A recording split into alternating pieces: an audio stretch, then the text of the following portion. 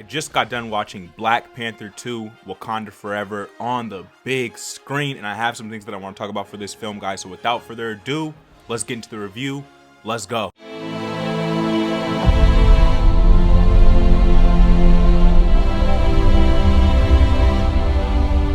What's going on, you guys? The Demigod back on Demigod to bring you another movie review for Black Panther 2, starring Letitia Wright as Shuri, of course Black Panther's younger sister and the princess of Wakanda inside of this film. And of course, going into this was a highly anticipated film. Everybody wants to know, how this film is going to turn out with the passing of Chadwick Boseman since the release of that 2018 first Black Panther film. And that was my main worry going into this film also, was can these characters carry the mantle that Chadwick Boseman held? Can they hold up a film on their own without their star, now that their star is gone, and also their other star that passed away in the first movie, that being Killmonger? So how are they going to do without these two huge stars for a Black Panther 2 sequel? And I gotta say, man, this is an extremely well-made film. I love what they did with this film. They paid a lot of respect to Chadwick Boseman inside of this film, especially with that opening scene before the Marvel credits roll, and they handled it exactly as they should. Now, I have a lot that I want to say about this movie, a lot of good things,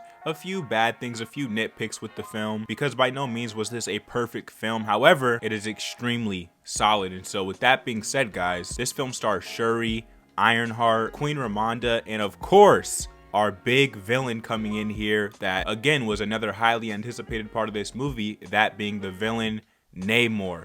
Now, I gotta say, man, I love what they did with this character, the character of Namor, the way they established his backstory and fully fleshed out this character, which is something I'll definitely go into more for all of these characters, because from the very start of this film, man, of course, after the opening scene, I gotta say, it starts out really slow, super slow paced film, which was a bit of a problem for me my first time watching this, because it was kind of hard for me to get more into the movie and more present, considering they were trying to establish so many different things and so many, narrative plot lines that will eventually lead us up to our conclusion, of course. But while doing that, this movie was extremely patient, extremely slow paced with it, and didn't have any crazy moments up until the second act. So I gotta say, walking into this film, be patient with this film, take your time with it, see where the film's trying to take you. Don't be in a rush with this movie, because this is a 2 hours and 40 minutes film. So it's a hell of a watch time, a hell of a runtime in the theater. So there's your warning for that. But I gotta say, once you get past that first act and everything that this movie establishes and sets up for you, it is fantastic. There's a lot here. There's a lot this movie gives you. There's a lot to chew on. I don't want to get into spoilers too much, so I'm mostly going to talk about things from the trailer. And essentially what this film is, Black Panther 2, pretty much is a war film. Of course, Wakanda is known to the other nations now, and now Namor's underwater nation decides to establish their presence in the world as a force of their own. So Wakanda is put in the spotlight for a lot of these other nations who of course want their natural resources and what their country is known for, that being Vibranium. Of course, it always breaks down to Vibranium when it comes to Wakanda. And so throughout the course of this film, you see Wakanda face different forces. You see the true strength of this nation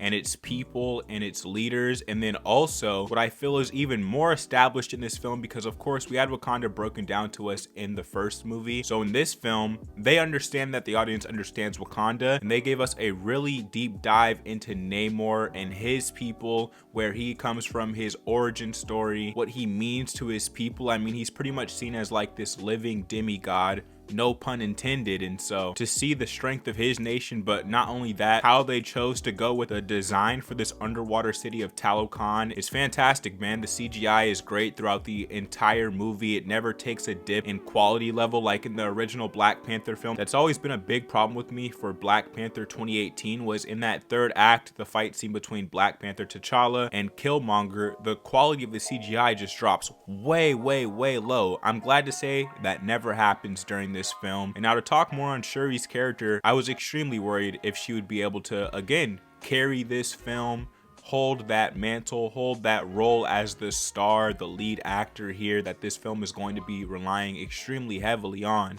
And how did she do? She did a fantastic job. She's a hell of an actor. The acting overall across the board is great inside of this film. Just as much as they take their time to flesh out Namor's character, they take that same amount of time, if not more, to flesh out Shuri's character, what she's going through, what she believes in. She's almost like this agnostic character who is struggling with her own beliefs and, you know, her own ceremonies of her ancestors, and if she truly believes in that or not, and then her coming to terms with that later in the film. She has a complete character arc inside of here, and they truly fleshed her out and established this character, and I absolutely love that, man. You know, I can see why the film is so long. It wanted to have those moments to breathe and truly give us all that character development, even though of course it comes at the cost of the film's pacing and the slow burn that I think this movie really is. We also have pretty much every character from the original movie return to this film to continue with their story arc or complete their story arc, such as Black Panther's girlfriend in the first movie, his mother, of course, his sister, and M'Baku makes an appearance inside of here. The special agent from the first movie of the United States makes an appearance inside of here, and other, you know, interesting cameos and things like that that I won't spoil yet. And what I haven't talked about enough yet is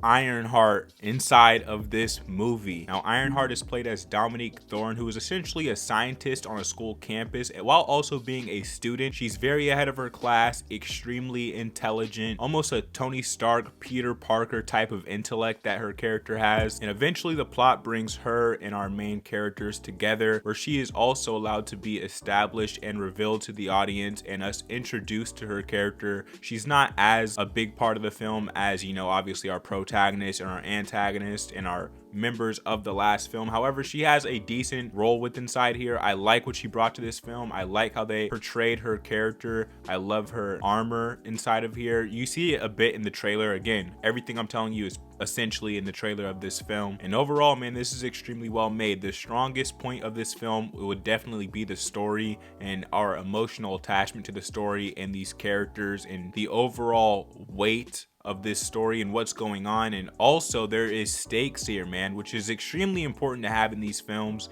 There's real stakes happening for our characters and these people that we love to see on screen, and there's definitely some things lost along the way. Now, with all that being said, that pretty much sums up the majority of what I wanted to say about this film outside of the spoiler territory. So again, a slow first act, a very slow burn into this film, but once you get to that second and that third act, it was definitely worth the establishment and the setup of the first act. And this film has huge payoffs, huge emotional conflict and resolution, and a fantastic story, man. So with that being said, guys, I'm gonna go ahead and drop the rating for Black Panther 2 Wakanda Forever. I give Black Panther 2 a 9 out of 10. It gets the 9 out of 10. Very solid film, very well done. Do I like it better than the first movie? I have them at about the same, to be completely honest with you. There's things that I like in the first movie that I think the first movie did a little bit better than this one, such as the pacing and things like that. And then there's things that I like in this movie that I think are done better in this movie than the first movie. It's definitely a worthy sequel.